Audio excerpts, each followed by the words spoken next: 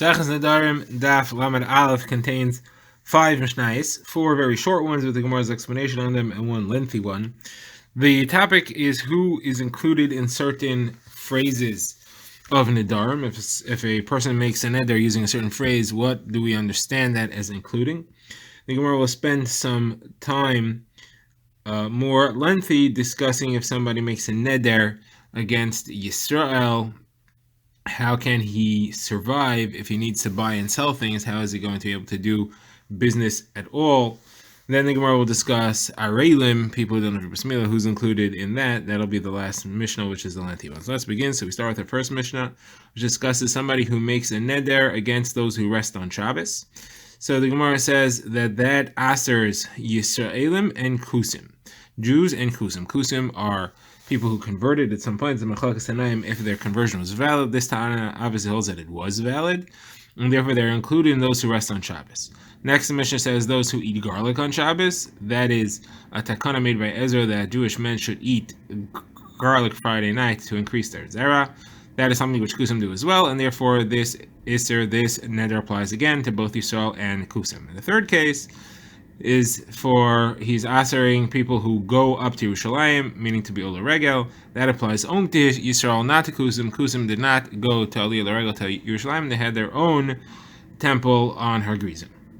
Now, the Gemara wants to understand the term Shovsei Shabbos, those who rest on Shabbos. Gemara says, what does that mean? If it means people who keep Shabbos, so then it should not apply only to Yisraelim and to Kusim, it should also apply to the Goyim who keep Shabbos. So Gemara says, well, maybe it means those who have the mitzvah of Shabbos, then it could apply only to Yisrael and to Kusim, but then the problem would be when it says those who have the mitzvah, why, when it talks about Ole Yerushalayim, does it not talk about Kusim? Kusim also have the mitzvah to be Ole Regel. Again, we're holding that Kusim are real converts. So one of the answers, it has to be the two together. It has to be that they have the mitzvah and they keep the mitzvah. Therefore, Shovsei Shabbos refers to Yisrael and Kusim who have the mitzvah and keep the mitzvah, not to Akum who don't keep the mitzvah. As far as Ole Yerushalayim, so that excludes the Kusim who, although they have the mitzvah, don't keep it, and therefore they are not included in the neder. All right, now we get to the next Mishnah that discusses if somebody makes a neder against Bnei Noach. So the Gemara says that applies to Goyim only, does not apply to Yisrael. So the Gemara asks, Yisrael are also Bnei Noach? The Gemara answers, once they are descended from Avram Avinu, they're called Bnei Avram, and they're no longer called Bnei Noach. The term Bnei Noach, although Yisrael are also Bnei Noach, don't apply to Yisrael.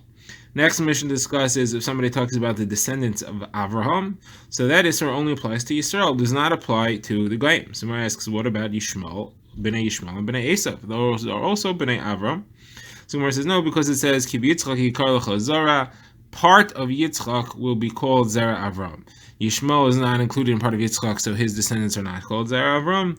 And not all of Zera Yitzchak is included in Zera Avram, only some of it, and that is those which are Zera Yaakov. Right, now we get to the next Mishnah, which has a much lengthier discussion in the Gemara. And that's if somebody makes a neder against Yisrael. So there's two ways of saying this. He could say either that I won't be nena from Jews, or he could say that Jews won't be nena from me. Now, the third thing he could do is say that none will be nana from none. I won't be nana from Jews, and they won't be nana from me. And the question, of course, is how is he going to do business? How is he going to buy and sell anything if he can't be nana from Jews, or if Jews can't be nana from him? So this Mishnah goes with the understanding that the only person who has hana is the one who makes a profit. That is the one who sells or buys for less than he does the other. So if you have somebody, so if he were to buy low and sell high, then he's making a profit. If he were to buy high and sell low, then the hana goes to the one that he is selling it to. So therefore, if he asserted himself on having hana, so then it's no problem if he buys high and he sells low. He's not getting any hana out of it. The buyer from him is getting hana. The one that he bought it from is not, he himself is not receiving any hana. If, however, the Isser hana is on Yisrael, so then he can't buy high and sell low. He could, however, buy low and sell high. At a low price, he could buy at a low price and sell at a high price. That way, he is getting the benefit, but he's not also to get the benefit. The benefit is only on those who are buying from him, and they are buying at a high price, so then they're not really receiving anything. Now, the Gemara points out that people aren't going to want to buy at an inflated price from him, so he's kind of going to be stuck, but that's what he has to do. Now, what happens if he makes an Isser both ways, for him to get the benefit and for Yisrael to get the benefit from him? So now the only thing he can do is buy and sell from Mevdi Kechavim. The Mishnah clearly leaves out the possibility of actually buying at the right price and selling at the right price. The Gemara will discuss that. But the only thing he can do is buy and sell to Avdei Kechavim. That the Mishnah says is the halacha. The Rishonim point out that the Chiddush is that you may think that it's impossible to survive that way. And therefore, it's like somebody who makes a neder not to sleep, and therefore it's not chal. Kamashal in the Mishnah that it is possible you can buy from Avdei Kechavim, and that's not a problem, and therefore the neder is chal. The Gemara now introduces a different sugya, which is very relevant to this one, and the Gemara is going to try to resolve that sugya from this one. The sugya is, whenever you have a sale that's made, who do we consider to be benefiting from the sale? So there are three options. The buyer is the one who benefits by getting the object. The seller is the one who benefits by receiving money, or do they both benefit, one by receiving the object and one by receiving the money? So one nafkamina of that is obviously our sugi if somebody makes an Isser Hana. The Gemara is going to discuss a different nafkamina, and that's when somebody's holding the object. Who is he considered to be, the sole one who's getting Hana, the sole one who's giving Hana, or is it shared Hana? Makes a difference, because what type of shomer is he if the object gets destroyed while he's holding it? The halacha is that if somebody's holding somebody else's object and it gets ruined, so if he's the only one who's receiving Hana from the fact that he's in possession of it, that means he's a borrower, he's receiving usage of it, he's not giving anything in return, then he's chayev for onsin even if something beyond his control happens. If he's the only one who's giving Hana, that is, he is watching the object for free without charging anything, then he's not chayev even for gneva v'aveda. Now, if, however, he is sharing the Hana, that's he's getting paid to watch it, so he's performing a service that he's watching it, and he's getting something out of it that he's getting paid, so then he's chayev for gneva v'aveda, and he is not chayev for onsin. So it makes a difference who's getting what. Now, we have a halacha of Shmuel. Shmuel says if somebody picks up an object to buy it, he didn't buy it yet, so he is now the buyer of the object, although he hasn't bought it yet. We view it as if he's the sole beneficiary. Therefore, he has the halacha of a shoel. If something happens and it gets blown up beyond his control while he's holding it, he is chayev for it just like a shoel, just like a borrower, because he's considered to be getting the only hana. So Shmuel is clearly passing that the hana in the deal goes only to the buyer. So now the Gemara says that is contradicted by our Mishnah, because in our Mishnah, who is getting hana? So let's look at the Mishnah carefully. The Mishnah says, in the case where the man who's making the neder says, it is also for me to get hana from any other Yisrael. So the halacha over there is that he has to buy at a loss, and he has to sell at a loss. Now, why is the halacha that he has to sell at a loss? According to Shmuel, the hana always goes to the buyer. That means as a seller, he's not getting any hana, even if it's a fair priced sale. He's not selling for less than the price, he's selling at a fair price. Shmuel would say that that's still considered to be the hana of the buyer, and therefore he's not getting a hana out of it. Obviously, the fact that the Mishnah says that he has to sell at a loss, if it would be 50-50, then they would be sharing in the hana, and therefore that's forbidden. That's the Gemara's kasha. So the Gemara therefore introduces another factor. The factors involved in who's getting hana is not just the buyer and the seller, not just the price, it is also whether the object is easy to sell, it's in high demand, or it's hard to sell, it's in low demand. If it's in high demand, there's extra benefit to the buyer because he's running around trying to find it. Not much of a benefit to the seller because he can sell it easily. If, however, it's in low demand, the seller's trying to get rid of his inventory, then it's a big benefit for him to get it off his hands. While it's not a benefit for the buyer because he can buy it anywhere else. So therefore, the Gemara says, in order to counteract the fact that this Mishnah requires that he sell it at a loss, it's got to be talking about where it's an object which is in very low demand and the seller's trying to get rid of it. Therefore, if it would be a 50-50 sale, if it would be at the correct value, he would be getting a hana by the fact that he gets rid of it. Even though normally Shmuel holds, and this Mishnah we want to say now agrees, that a 50-50 sale where it's at the right price is a benefit to the purchaser, here it's going to be a benefit to the seller because it's something that's hard to sell. Demand is very low. Therefore, in order to make it that the seller doesn't get any benefit, we have to say that he's selling it at a loss, he's selling it at a price below market value. So I think Gemara has two kashas on this. If we're selling below market value, and you're telling me, if you're saying that it's hard to sell and there's a benefit to the seller to get rid of it, so how come when this person who made the neder asking himself to get hana, how come when he's buying, why do we say over there that he has to buy at a loss? He has to pay a high price for it. That doesn't make any sense. If it's hard for the seller to get rid of, so then he's not getting any, then the buyer is not getting a benefit out of it by buying it, even if it's at a fair price, because it's easy for him to buy. It's a benefit for the seller to get rid of. So why does he have to pay an extra price to avoid getting hana? It's already a lack of hana for him that he's buying it because it's at a high price. The Gemara doesn't answer this question. The Gemara says, I have another question from the next case in the Brisa, which is where the man makes an Eser Hana and everybody else. He's allowed to get Hana, but nobody's allowed to get Hana from him. There, the rule was he's allowed to sell at a gain, which is a loss for the buyer, so that the buyer doesn't get Hana, and he's allowed to buy at a gain, which is a loss for the buyer. The buyer has to sell to him at a low price. Either way, it has to be bad for the other guy to make sure the other guy doesn't get any hana. If we're talking about a situation where the object is hard to sell, so then why does Mishnah Paskin that if he sells it, he has to sell it at a high price to make sure that there is no gain, no hana to the person who's buying it from him? Since it's something which is in very low demand, there's anyway no gain to the person who's buying it from him. We can say he could buy it somewhere else. Even at a fair price, it would be no gain to the person who's buying it from him. So obviously we have a problem over here. So the Gemara first tries to answer, okay, so the Reisha is here, we're talking about different cases. The Reisha is talking about where we say that he's known as Asar Bana, is talking about where it's hard to sell. The Seifa is talking about where it's in very high demand and it's very easy to sell. Therefore, if he were to sell it at a fair price, then it would be a big gain to the person who's buying it because he's desperate to buy it. And therefore, he has to sell it at a high price to counteract the gain that would be had by the person who was trying to buy it very much, which would be a benefit for him. Now, the Gemara says, if that's true, why, when he buys it, does he have to buy for a low price? The implication is clear that if he were to buy it at a fair price, it would be considered to be a gain for the person who's selling it to him. But if it's something where the buyers are in high demand and the seller is very easy to sell, the object is in high demand, everybody wants to buy it and nobody wants to sell it, so then even at a fair price, it would not be a gain to the person who sells it. So you should be able to buy it at a fair price. Somewhere therefore answers, obviously this Mishnah is talking about a very different situation than Shmuel. This Mishnah is talking about where there is no special demand of any sort. It's not in high demand, it's not in low demand, it's normal demand.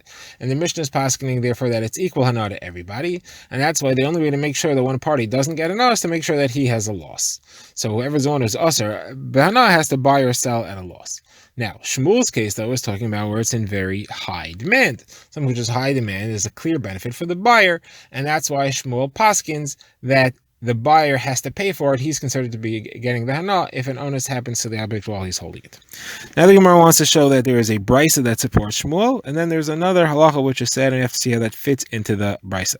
So the brisa that supports Shmuel says as follows: if a son-in-law buys a gift for his future in-laws, that is a chassan, he buys a gift for his in-laws, and he's not sure they're going to accept it from him. So he tells the seller, look, I'm going to take the gift, I'm going to give it to them. If they take it, I'll come back, I'll pay you full price. If they don't take it, I'll come back and I'll only pay you the value that I got by getting credit for offering it to them. I'll give it back to you, and I'll just pay you a little bit because I got some credit just for having offered.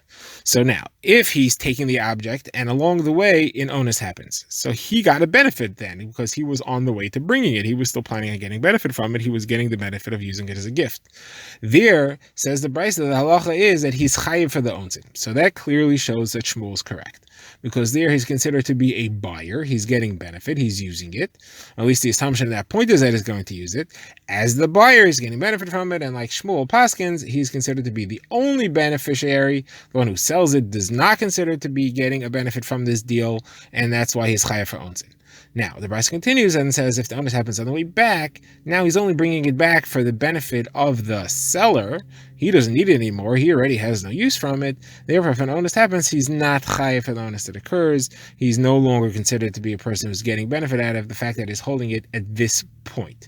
Now, you can't say that the only benefit goes to the seller because he's just bringing it back for the seller, and therefore he shouldn't be even chayav for aveda because he did get a benefit before. He got a benefit. The fact that it's in his possession now is part of the benefit that he got, that he was able to bring it in order to offer it. So here you see a brisa that says clearly like Shmuel. So there's more as a kash on this. There was a case where somebody was a middleman, somebody was a retail store, and he took a donkey from an owner, from a wholesaler, and he wanted to sell it, but he didn't pay for it. He said, look, I'm going to try to sell it. If I sell it, I'll give you part of the profit. If I don't sell it, I'll return it to you. Now, what happened was that when he was on the way to bring it, nothing happened. On the way back, the donkey got destroyed. Something happened, and he lost the donkey ba'onus. So Rav Nachman said that he has to pay for it, as if he's a shoel, if he's a borrower, as if he's a buyer. So Gemara asked, but why? We said in the previous brisa, which we just quoted, on the way back to return it, is the benefit is no longer for him. He's just on the way to return it. So why do we say that he's considered to be the one who has the benefit and he's chayav for onsen? So the answer is because he's still looking for a sale. In the case of the brisa where he's just going to his father-in-law's house, he doesn't want to do anything with it. He doesn't want to sell it now. He's just going to return it. His whole use out of it is over. In the case of the guy who wants to sell the donkey, all right, he thought he had a buyer. He went to the buyer's house. He didn't want to buy. On his way back, he wants to try to sell it to somebody else. He's still looking for a sale, and therefore he's still the one who's getting the benefit out of it until he actually returns it, and therefore he's chayav for onsen. We now begin the next mission, which discusses the lashon of Nedarim as it relates to bris milah, and it also talks about the greatness of the mitzvah of milah in general. So this brisa says that the term Orel, somebody who does not have a bris milah, does not mean somebody who doesn't have a bris milah. It refers to an akum. And the term someone who has a bris milah is when you say somebody who has a milah, that refers to a yisrael. It does not refer to somebody who has a milah. So therefore, if somebody says, I make an iser hana, I make a neder against all areilim, people without a bris milah, he's including in that all akum, even the ones with a bris milah, and he's not including yisrael who doesn't have a bris milah. It's a slang term for an akum as opposed to yisrael. The opposite, if he says he makes an iser hana on a mal, on the mulim, that's referring to all Yisrael. The Yisrael now applies to all Yisrael, even those without a bris milah, and it does not refer to any akum, even those with a bris milah. Now, the Gemara says, how do you know that the term oral is another way of saying an akum? So Gemara quotes 3 psukim that show that. The Gemara quotes one in Sefer Yirmiyah, which says ki kol hagoyim areilim chol beis Yisrael arli leiv, refers to all the goyim as areilim, uncircumcised. Another one in Chumash in Sefer Shmuel says v'haya polishti ha'orel hazeh. David is referring to Goliath, and he calls him the Orel. Obviously, he didn't know if he was really an Orel or if he had a bris milah. He's just calling him the Orel because he was a Pelishti. And then you have another pasuk in Yishmael, Pentismachna benos Pelishtim, Penta'alozna benos ha'arelim, lest the daughters of the Arelim, again referring to the Pelishtim, let they be happy. Again, calling them Arelim without knowing that they didn't have a bris milah, and therefore you see that they are a standard term for Pelishti or any other type of akum is in Orel. Now, the Gemara on the topic, says Rabbi Elazar ben Azariah, says that the Orel is mos, it's disgusting, because Rishayim are disparaged through it, like it says, Ki go gayim arelim. All the nations are arelim. Now the Gemara talks of the Mishnah continues talking about the greatness of bris milah, and it brings 6 statements of Tanaim. And Rishmael says bris milah is so great that it says the word bris 13 times in the parsha of Milah to teach that there are 13 brisos, 13 covenants made over the bris milah. And basically says Milah is so great that it overrides Shabbos. You're allowed to do bris milah on Shabbos even though it involves Chol Shabbos. Rishu ben Karcha says Milah is great, that Moshe Rabbeinu only delayed doing bris milah on the sun for 1 hour and he was nearly swallowed by a snake. Rabbi Nechemi says bris milah is so great that it pushes away the Isser Negayim. If the Orel that has to be cut off has a nega on it, even though there's an Isser to cut off Negayim, you're allowed to cut it off. Rabbi says bris milah is so great that all the mitzvahs of Avram Avinu did, he was not called a shalom except for bris milah, like it says, you'll be complete, you'll be perfect. And the last point is that bris milah is great, that if not for bris milah, Hashem says, I would not have created the world, like it says, I would not have created anything at all.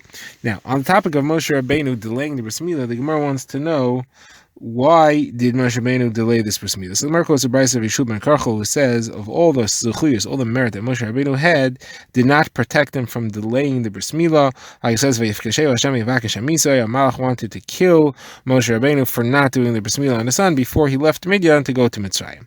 Now on that, Gemara says that Rabbi says Chas v'Shalom, you cannot say that Moshe Rabbeinu delayed doing their smila, but he actually had a reason for it. He said, Hashem just told me to go to Midian. If I do a bris now and then start traveling, it's a sakana. One is not allowed to travel having just had a bris milah.